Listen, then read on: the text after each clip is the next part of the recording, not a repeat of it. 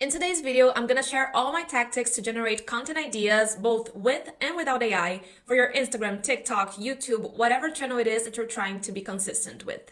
When I'm in content creation mode, there are certain rules of my own that I like to follow, such as not looking at what other creators are doing. And I have actually reduced my mindless scrolling quite a bit in the past year. And while I love engaging with followers and other creators, I don't use having to create content as an excuse to go on Instagram, and that has changed everything for me. I'm also not somebody that follows a lot of trends. Like, I could have taken advantage of the Barbie movie, like the Barbie trend. I loved the movie and I could have made design content around that, but I didn't. And I'm not saying that I'm right or wrong, but I prioritize making content creation fun, something that I really enjoy doing. And for me, not following trends is where I feel the most comfortable. And I also like to plan my content creation time. So every week I set aside some time to create content for all my channels. And if I get some new idea, some inspiration, any other time, I'll just write it down on my notes app or whatever, nothing fancy, but I don't create in the spur of the moment. But like I said, these are my own rules, and I just thought it would be nice to share if you need some inspiration. If this is your first time around here, hi, my name is Mayara. I'm a freelance brand and web designer, and I have always enjoyed creating content about my industry. And here on the channel, I share a lot of tips and advice for new freelancers and new digital business owners. So if that sounds anything like you, hit that subscribe button and let's get started. Let's get into the tips that will get you endless content.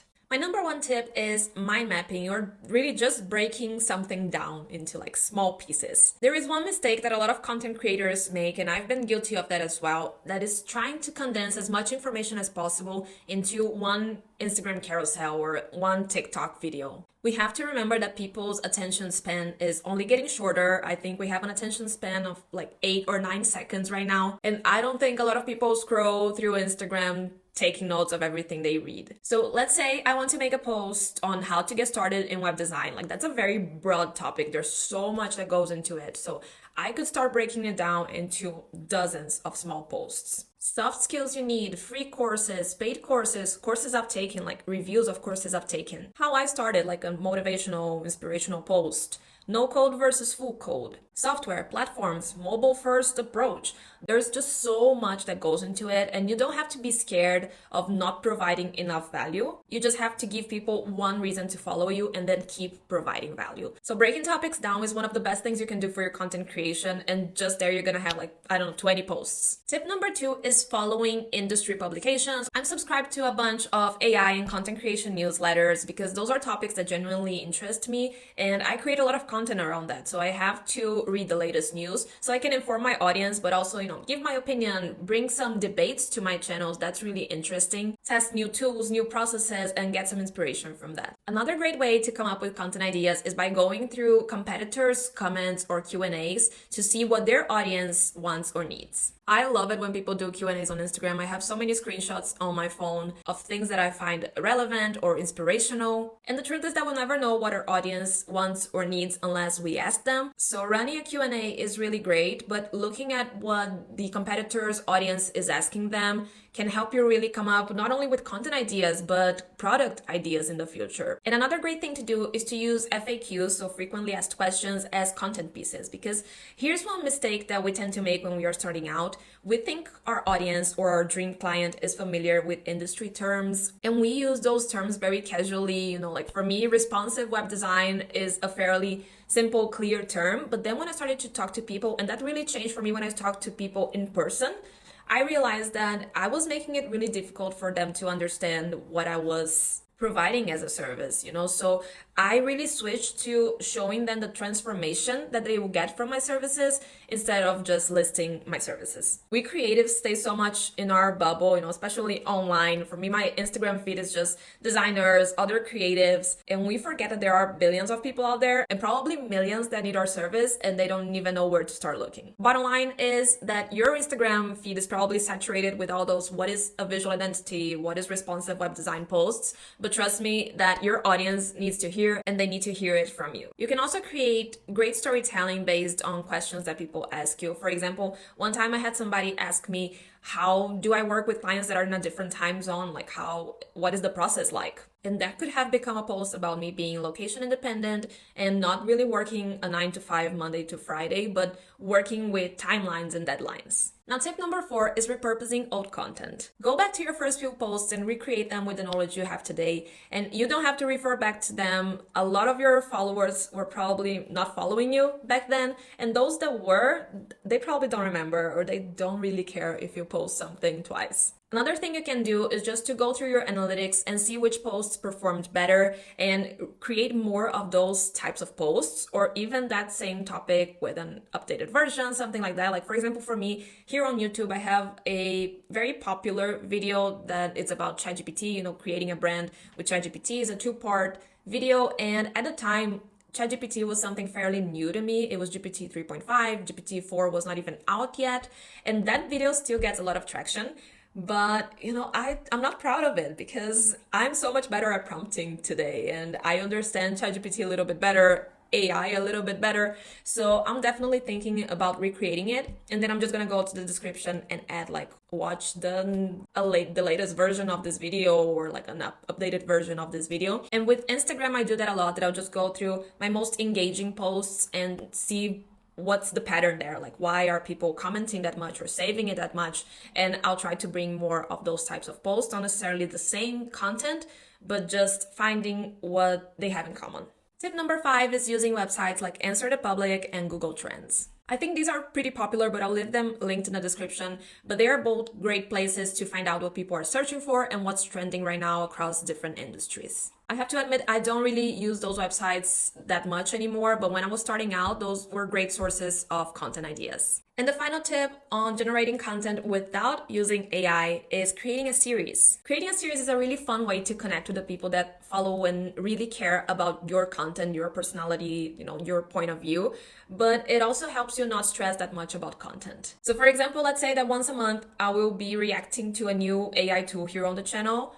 And that's really a series that's going to happen. That's it. I know that once a month, that video is going to be there no matter what. And my only job right now is to find that tool that I will react to, that I will test for the video. Same with Instagram. I'm going to start 2 series now. One is the bi-weekly real life design inspiration. So I'm just going to go around the neighborhoods here, or when I travel, I'm going to take pictures of design inspo and share. And another one is about color psychology. And that even goes back to that first tip that I gave you. I'm going to break it down.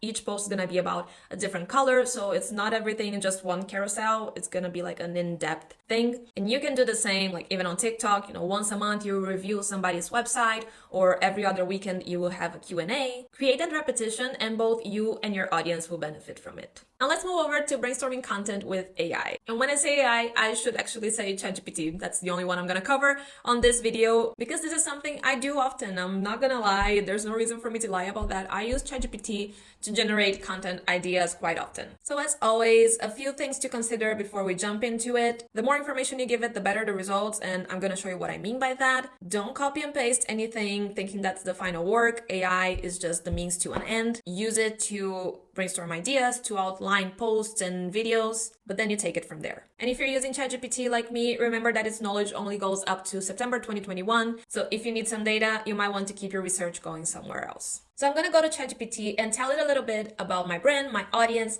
and I'm going to focus on Instagram. And it's really important that you tell it which channel you are creating for, and also that you describe as much as possible, what you do, who you are, who it is you're trying to target, and the goal of your page. Another very important thing is to not let ChatGPT assume things. So I like to tell it to get creative, and I like to tell it that I don't want a specific type of content in this case. So I don't want behind the scenes. I don't want before and after content. So everything I think is relevant at this point is here, and I'm going to press send. I use GPT-4, which is $20 a month, but it is worth it.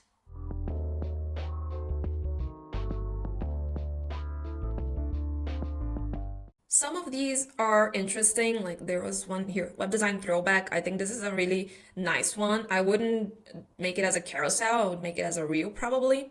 But now it pretty much gave me mostly series stuff that I should repeat every month or every other week. So now I'm gonna tell it,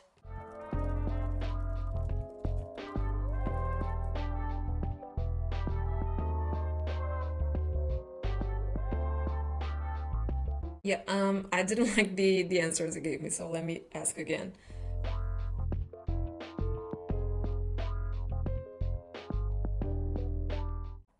I really like the swap roles idea. This could be a really nice collab to make. This could be a really nice YouTube video, throwback tech, design something using really old software. I love this idea. Maybe we'll have that in the future here on the channel. So of course, like these are just ideas. We're trying to get quantity, not quality here. And again, here I should have said that I don't want lives or IGTVs. First of all, IGTV is not a thing anymore, and I don't do lives for the moment at least. So out of the box idea.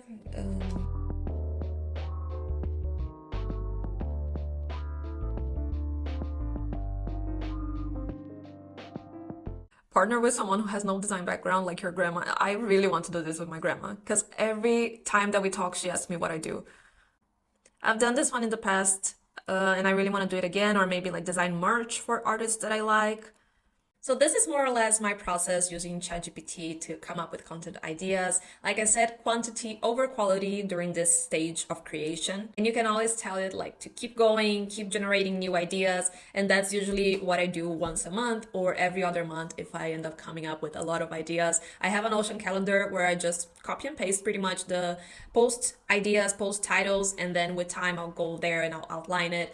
In the outlining part, I don't really use ChatGPT for. I use it for my YouTube videos more than Instagram. For Instagram, it's usually just the title and the main concept of the post, and then I'll go and make it my own. But ChatGPT is also great for outlining videos, and I would use pretty much the same approach, telling what it is you create content about, who your target audience is, that kind of stuff. And I would add the length of the videos, so like between 10 and 15 minutes. I usually say it's longer than I actually want it to be because there are a lot of things I will have to cut out from its answers, but that's how I use ChatGPT in my content creation process. So how do you come up with your content ideas? Let me know in the comments if there's an approach you would like to have seen here, if there's any other tool that you use, or anything you would like me to go in depth about. You know that I'll be here again next week. In the meantime, you can go and watch my content creation playlist. There are a bunch of videos there. Hit the subscribe button if you haven't, and please leave your like. That's so important for small creators like me. And I will see you again next Friday.